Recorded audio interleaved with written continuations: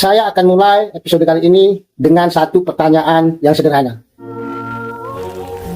Mengapa sinyal tidak boleh dibuka sebelum semua syarat keselamatan terpenuhi?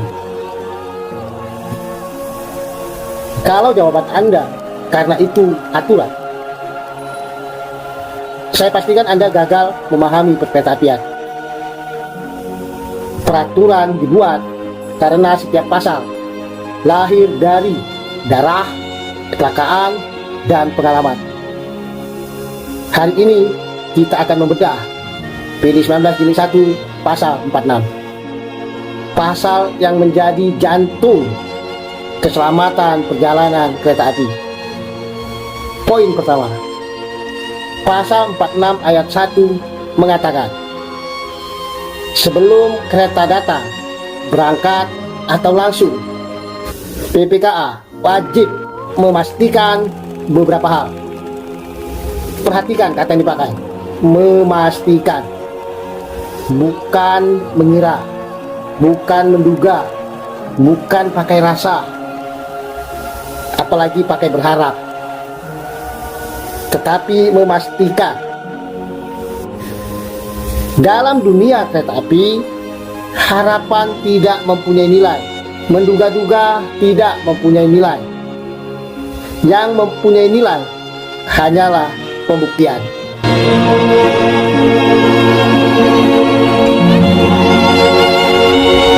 Jalur dan wesel bebas dari rintangan. Saya bertanya, kalau ada sebuah batu besar di rel, apakah masinis bisa membelokkan kereta api? Saya rasa tidak perlu dijawab, karena kalian sudah tahu semua. Tentu tidak. Kalau ada mobil mogok di lintasan, bisakah kereta menghindar? Dan ini juga tidak perlu dijawab, karena kalian sudah paham jawabannya. Tidak mungkin kereta api bisa belok, karena kereta api tidak punya kemudi. Begitu roda memasuki rel, nasib kereta hanya mengikuti rel itu. Maka sebelum sinyal dibuka, PPKA wajib membuktikan jalur benar-benar kosong. Bukan kosong menurut firasat, tetapi benar-benar kosong menurut pemeriksaan operasi.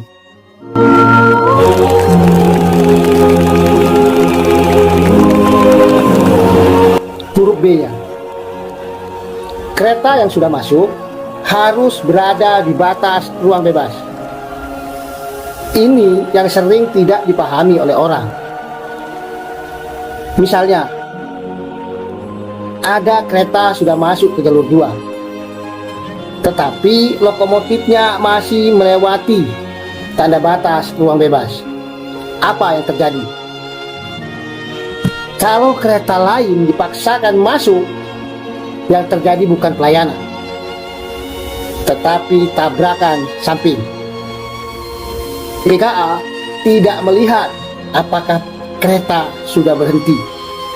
Yang dilihat PPKA ialah apakah seluruh rangkaian kereta api sudah berada di antara tanda batas ruang bebas. Dua hal yang berbeda.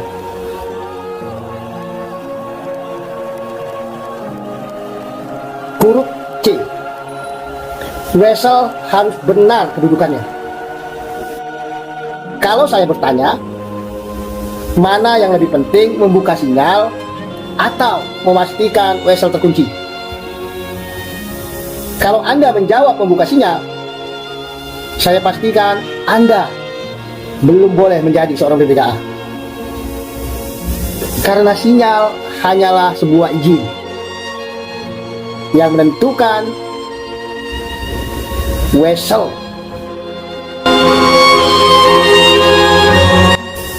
yang menentukan kemana roda pertama akan berjalan, akan menuju. Kalau wesel berubah ketika ada roda pertama melintas, terjadilah yang disebut split switch derailment. atau anjlokan dalam hitungan sepersekian detik. Karena itu, pasal ini mengatakan harus tersekat, harus terkancing, harus terkunci. Barulah sinyal boleh dibuka sebagai semboyan berjalan.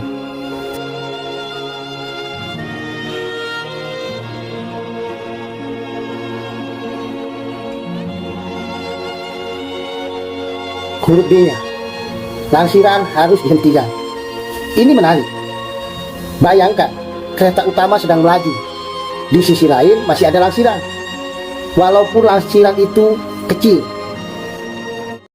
dia tetap musuh terbesar kereta utama itu. Mengapa? Karena dua perjalanan yang menuju satu jalur tidak pernah menghasilkan keselamatan, selalu menghasilkan kecelakaan. Itulah sebabnya semua gerakan langsiran yang mengarah ke jalur tersebut harus berhenti. Bukan diperlambat, bukan diawasi, tetapi dihentikan.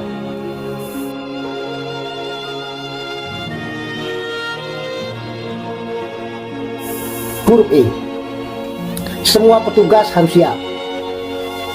Mengapa? Ini menarik, karena keselamatan bukan pekerjaan satu orang. PPK hebat tidak ada gunanya kalau penjaga weselnya belum siap. PAP siap tidak ada gunanya kalau PJL-nya belum menutup pintu. PNS siap tidak ada gunanya kalau komunikasinya gagal. Karena perjalanan kereta adalah kerjasama sistem, bukan kerja seorang pahlawan.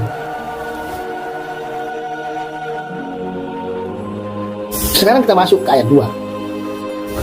Inilah pasal yang paling sering dilanggar secara pemikiran. Pasal ini berbunyi, selama syarat-syarat ayat 1 tadi belum terpenuhi, sinyal tidak boleh dibuka menjadi semboyan berjalan. Artinya apa? Sinyal bukan alat untuk membuat jalur menjadi aman, tetapi sebuah tanda bahwa jalur sudah aman. Ini berbeda, bahkan sangat berbeda. Kalau seseorang membuka sinyal agar petugas lain segera bekerja, maka ia telah membalik logika keselamatan. Dalam operasi kereta api, yang benar adalah aman dulu, baru sinyal dibuka. Bukan sinyal dibuka, baru jalur diamankan. Bukan.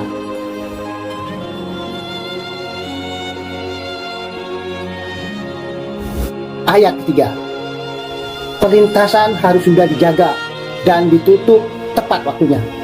Mengapa? Karena kereta tidak bisa berhenti mendadak. Mobil bisa ngerem, motor bisa menghindar, kereta tidak. Maka keselamatan dimulai dari meniadakan konflik, bukan mengandalkan rem.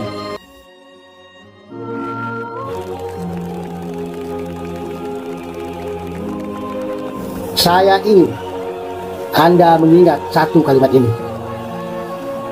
Pasal 46 bukan daftar pekerjaan.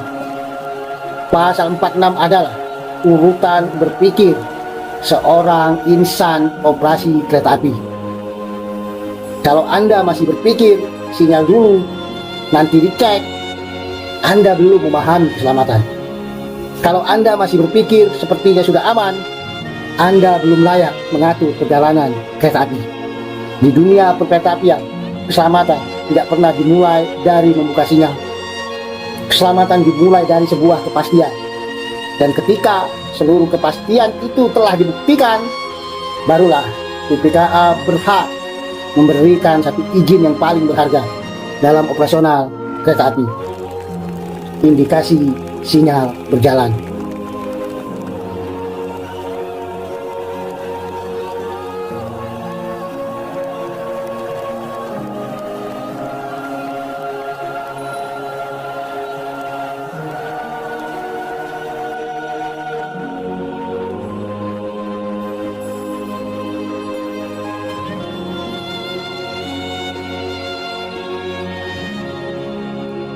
Tadi kasus yang pertama, saya adalah seorang PPKA. Kereta penumpang akan masuk 5 menit lagi. Lalu Anda melihat keluar, rel kosong, tidak ada kereta, tidak ada orang. Pertanyaan saya, apakah Anda berani membuka sinyal masuk? Sebagian orang akan menjawab berani. Mengapa? Karena yang dilihatnya hanya rel. Tetapi saya akan bertanya lagi, apakah Anda sudah memastikan tidak ada kendaraan kerja di tikungan? Apakah sudah dipastikan tidak ada petugas jalan rel yang masih bekerja? Apakah ada konfirmasi dari petugas wesel?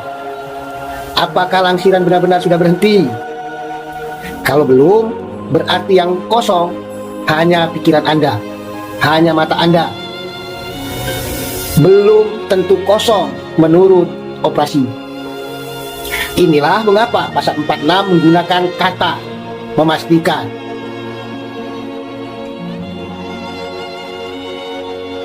Tadi kasus yang kedua, kereta sudah berhenti tetapi belum aman. Kereta barang baru masuk jalur 2. Masinis melapor kereta sudah berhenti. Lalu Anda percaya. Lalu sinyal masuk untuk kereta berikutnya dibuka. Ternyata 2 gerbong terakhir masih melewati batas ruang bebas. Akibatnya kereta kedua melintas di wesel yang masih tertutup badan kereta pertama. Apa yang terjadi? Terjadilah tabrakan samping. Pertanyaan saya, siapa yang salah? Masinis? Belum tentu. Yang salah adalah orang yang menganggap berhenti sama dengan aman. Padahal pasal 46 tidak mengatakan kereta harus berhenti, tetapi mengatakan kereta harus berada di antara tanda ruang bebas dan kereta berhenti. Perbedaannya sangat besar.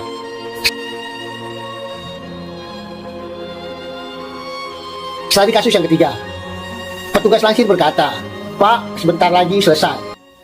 Di sisi lain, kereta penumpang tinggal 2 menit lagi masuk. Kalau Anda menjadi PPKA, apakah Anda membuka sinyal sambil menunggu langsiran selesai? Kalau jawabannya ya, Anda sedang berjudi. Mengapa? Karena operasi kereta tidak mengenal kata sebentar lagi. Yang dikenal hanya 2 keadaan, sudah berhenti atau belum berhenti. Tidak ada status hampir. Tadi kasus yang keempat, wesel dilayani. Penjaga wesel melapor, "Pak, wesel sudah saya balik." Apakah laporan itu cukup? Tidak. Mengapa? Karena pasal 46 tidak mengatakan wesel sudah dilayani, tetapi wesel harus tepat kedudukannya, tersekat, terkancing, atau terkunci. Artinya menggerakkan wesel hanyalah awal. Yang menjamin keselamatannya adalah pengunciannya. Kalau tidak terkunci, 1 getaran saja cukup menggeser lidah wesel, dan 1 roda pertama sudah cukup membuat anjlokan.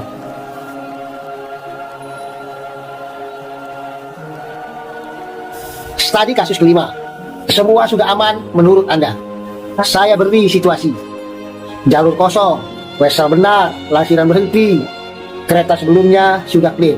Tinggal 1, penjaga perlintasan belum lapor. Pertanyaan saya, apakah sinyal boleh dibuka? Sebagian akan berkata, ya itu kan urusan penjaga pintu. Salah. Pasal 46 mengatakan semua petugas terkait harus siap. Mengapa? Karena keselamatan bukan hasil pekerjaan PPKA saja. Keselamatan adalah hasil sinkronisasi seluruh petugas pada saat itu. Kalau satu mata rantai belum siap, maka sistem belum siap. Sekarang saya ingin mengubah cara berpikir kalian. Jangan pernah bertanya boleh buka sinyal, tetapi bertanyalah, bukti apa yang sudah saya miliki sehingga saya berhak membuka sinyal itu. Karena setiap kali PPKA mengubah sinyal menjadi berjalan, sebenarnya ia sedang menandatangani seluruh pernyataan profesional. Saya telah memastikan seluruh persyaratan keselamatan sesuai pasal 6 telah terpenuhi. Kalau pernyataan itu salah, yang berubah bukan hanya warna sinyal, tetapi bisa berubah menjadi laporan kecelakaan, pemeriksaan, bahkan proses hukum. bahkan nyawa. Itulah sebabnya pasal 46 adalah pasal tentang pembuktian keselamatan, bukan sekedar pasal tentang membuka sinyal.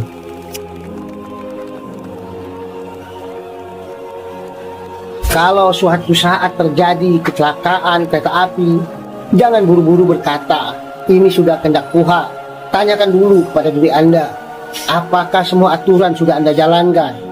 Apakah semua pemeriksaan sudah Anda lakukan? Apakah semua prosedur sudah Anda patuhi? Tuhan telah memberi manusia akal untuk belajar. Perusahaan telah memberi Anda pendidikan. Anda telah diuji kompetensinya. Anda telah dinyatakan lulus melalui sertifikasi. Artinya Anda sudah dibekali ilmu untuk mencegah kecelakaan.